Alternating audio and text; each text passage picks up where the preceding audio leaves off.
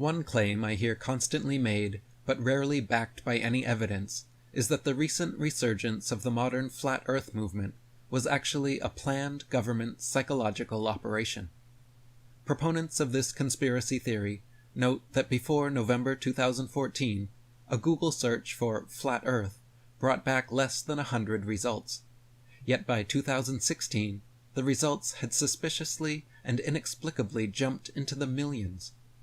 They suggest that the CIA funded and directed this psyop by disseminating propaganda through their main undercover asset, who started this entire movement with his viral videos and popular books nearly 10 years ago. Me.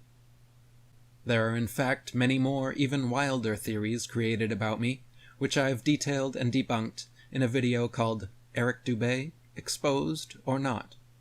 I invite everyone to please watch this video for themselves, but suffice to say, I have never worked for the CIA or any government.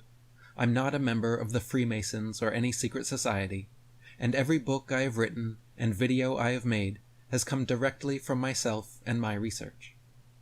The idea that flat Earth could be a government psyop is simply a knee-jerk reaction to seeing what Wikipedia claims is, quote, an archaic and unscientific depiction of the world, having an unexpected and inexplicable renaissance in modern times. The vocal objectors making these spurious statements have absolutely no basis or evidence behind their claims, and instead argue from incredulity. After only briefly looking into the matter, still hyped up on confirmation bias and dizzy from cognitive dissonance, they insist that the rise of flat earthers must be the result of society's declining intelligence, or an intentional propaganda campaign to dumb us all down. In their snarky assumptions, rarely do such ball believers consider the possibility that they themselves have been dumbed down, or that the heliocentric globe model they defend is the government psyop. NASA's budget for 2024 alone is $27.2 billion, coming directly from the pockets of tax-paying Americans.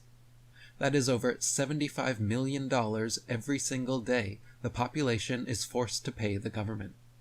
Now, with the European, Russian, Canadian, Chinese, Japanese, Indian, and other space agencies forming around the world, these organizations are raking in tens of billions of dollars annually, all in exchange for occasional CGI pictures, fisheye lens videos, and some space camp alumni clapping in a control room.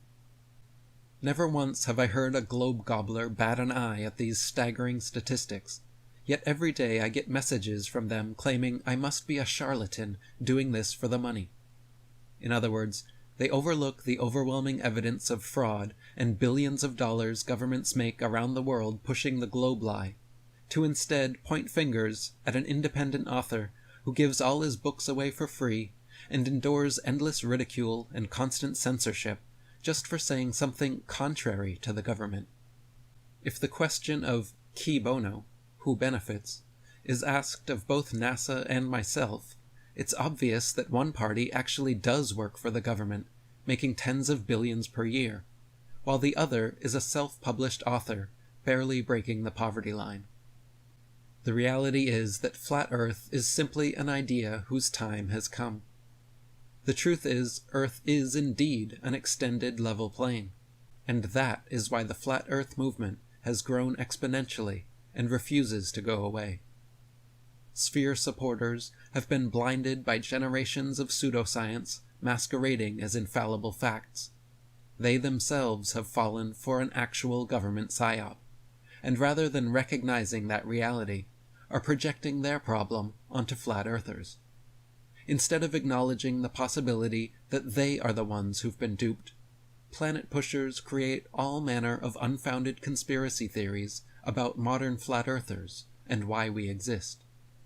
It's quite ironic, actually, that people so unwilling to consider that they might have been duped by a government psyop are so willing to accuse others of the very same thing.